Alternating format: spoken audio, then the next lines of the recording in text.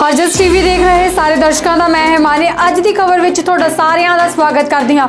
खबर अज लुधियाना तो 10 करोड़ की लुटमार हुई है। ये जी लुटमार हुई है जी कैश वैन तो हुई है। तुहानूं दस दईए कि ATM च जी कैश वैन नकदी जमा करवाउण जा रही सी, उस कैश वैन की अद्धी रात को यानी कि 10 बज के कुछ मिनटां ते इस कैश वैन की लुटमार कर ली गई है। ये लुटमार लगभग 9 तो 10 लोगों जिन्हां दे विच एक महिला भी शामिल सी उन्हां द्वारा हुई है। तुहानूं दस दईए कि जिस इलाके विच एक कैश वैन का दफ्तर है जी वो रिहायश इलाका है, तो कैश वैन कंपनी दी सारियां गड्डियां इस दे विचकार खड़ियां होंदियां हन।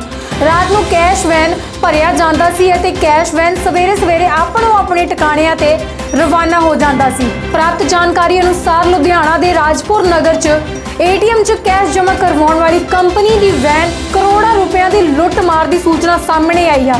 मौके ते पुलिस कर रही है जांच। जिक्रयोग है कि जिहड़ी ये घटना हैगी जी ये अद्धी रात को वापरी आ। तुहानूं एक बार फिर दस दवां कि यह घटना 9 तो 10 लोगों ने मिल के की है, जिन्हां दे विच एक महिला भी शामिल है। तुहानूं दस दवां कि जिहड़ी ये वैन कैश सी जिहदी लुट मार हुई है वो वैन कंपनी के दफ्तर के हाते विच खड़ी सी। लुटेरियां वल्लों 10 करोड़ की लुट की गई। प्राप्त जानकारी अनुसार लुटेरियां वल्लों चोरी की गई कैश वैन बरामद कर ली गई है। ते जिहड़ा कि इलाका कैश वैन के दफ्तर का वो रिहायशी इलाका है जिहड़ा कि बिल्कुल भी सुरक्षित नहीं है। ये पहला भी उन्होंने आगाह किया गया सी। 2 साल पहला भी एक इदां दी न्यूज़ आई सी कि फिर उस ते वो सारिਆਂ ने उन्होंने कहा सी कि ये रिहायश तुसीं चेंज कर लो, दफ्तर चेंज कर लो, पर उन्हों की अनगैली कारण एक बार फिर उन्होंने नाल एक घटना वापरी है। तुहानूं दस दईए कि कैश वैन कंपनी दी सारियां गड्डियां इस दे विचकार खड़ियां होंदियां हन। रात को कैश वैन सवेरे सवेरे अपने अपने ठिकाणिਆਂ ते रवाना हो जांदियां हन। मनदीप सिंह सिद्धू पुलिस कमिश्नर लुधियाना ने कहा कि यह भी कंपनी की वड्डी लापरवाही है। कि तुहानूं दस दईए कि मनदीप सिंह सिद्धू पुलिस कमिश्नर लुधियाना ने कहा कि एक कंपनी की वड्डी लापरवाही है, पर पुलिस अपनी पूरी तरह काम कर रही है। जल्द ही इसका पता लगा लिया जाएगा।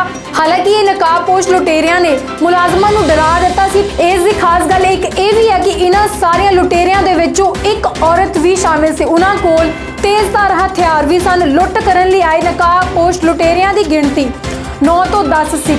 आप कह सकते हैं कि ये एक कंपनी की अनगैली है कि इन्नी ज़्यादा नकदी वो एक दफ्तर दे विच रख रहे हैं, जिहड़ी कि अद्धी रात को वो सारे वैनां नूं कैश दे नाल भर के एक दफ्तर दे विच खड़े करते हैं, पर उन्हां विच कोई भी सुरक्षा प्रदान नहीं की जाती है। तुहानूं दस दवां एक बार फिर दस दवां कि 2 साल पहला भी एक गल सामने आई सी कि जिथे ये दफ्तर है वो बहुत ही सुरक्षित जगह नहीं है, पर इसके बावजूद भी उन्होंने सुरक्षा नहीं बढ़ाई।